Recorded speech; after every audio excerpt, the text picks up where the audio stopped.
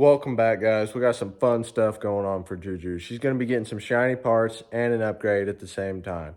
When this truck came from the factory, it had an intercooler in it for the turbo, right? Well, it had plastic end caps, which they say tend to break and leak and cause problems. So I did some hunting on Marketplace and I found me an aluminum one. Problem being is that I didn't really look at the pictures, and the only picture posted was it on the backside, and it was aluminum. It had a clear finish. It was shiny. Well, when I got there, it's painted black on the front. So I had to strip it and polish it, and we're going to be putting it on the 3rd gen Juju. We're going to be taking out the AC, which I talk so highly of, and getting rid of it to make room for some shiny Go Fast parts. Stay tuned.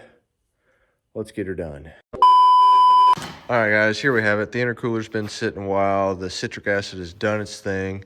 We're going to peel it up, get this thing rinsed off, and see what we got. You can see there it's already stripped quite a bit of the paint off, so catch you on the flip side. All right, peel that bad Billy off there. Let's see what we got. Oh, yeah. Chemicals was doing working. There's working overtime in there. See if we can't get this Billy rinsed off. See what happens.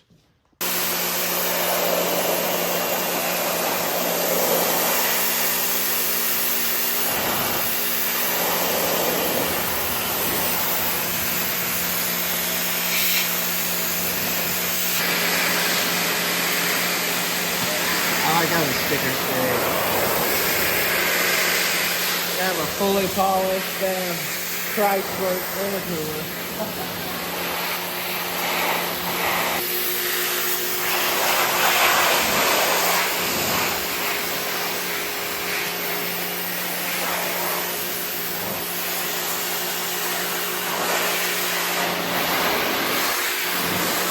Folks, we got her washed off. Most of the paint came off. Did a pretty good job. We're going to hit it with the DA a little bit with some 180 grit. See if we can't get this thing shined up so we can hit it with some polish. Right here, it probably looks like I was just using Connor as free labor, but it turns out that he is absolutely OCD as can be. And when I started doing it wrong, he just had to take over and do it his way. So that's fine with me. I bought him dinner. He's not just free labor, so don't get it twisted.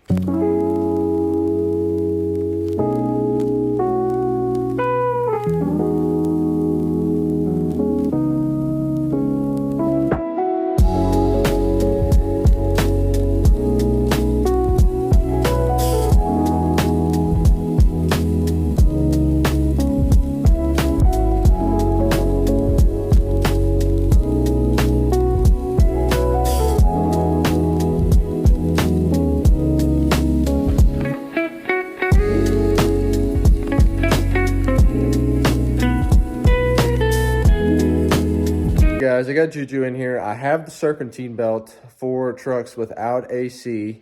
Everything is still intact right now. We still have the condenser and everything on it. First things first is I'm gonna rotate my tensioner, and then I'm gonna try out this new belt, make sure it's gonna work, and then we'll go ahead and rip all the AC components out of it. We'll set you up in a good spot and talk to you later.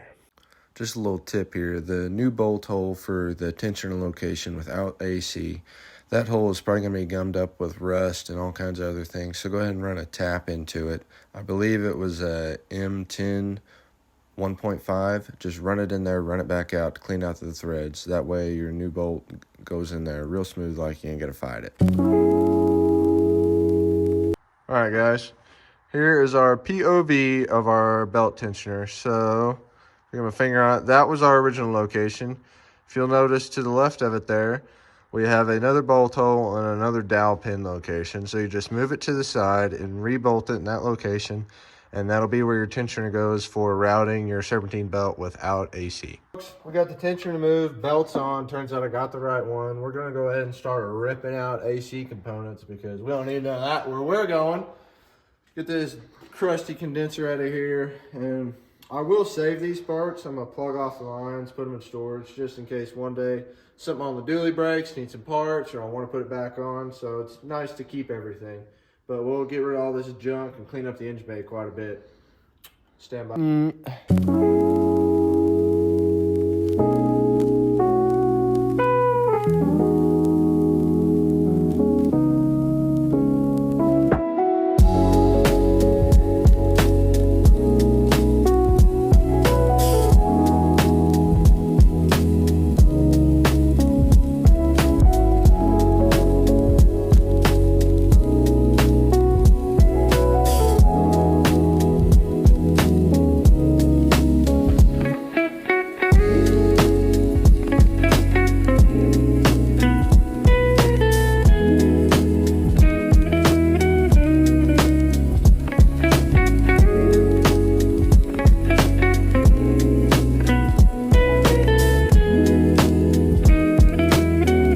got all our AC out. We didn't break any lines, thankfully, so that's cool. I'm gonna tape over those. That way nothing gets in them. The evaporator in the dash is still good. I think I'm gonna go ahead and take this bracket out too that you see here that held the dryer and pull out the insulation from behind it just to clean it up a little better. We've already done behind the engine over top of number 6 hole, and getting that out would just make it a little better. It's pretty rough the way it is right now, but we're trying to get it fixed up slowly. Intercooler came out. We do have the aluminum radiator behind it. Pretty excited to get that thing in there, see how this thing looks. Stand by, let's do that.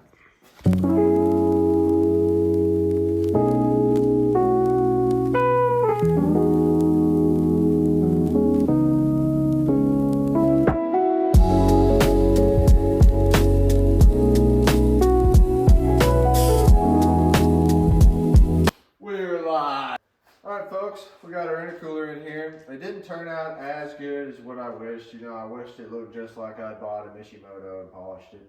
But it looks gobs better than that plastic one. And the aluminum end caps are going to be an upgrade. They shouldn't break. Should be able to hold all the boost you could ever want.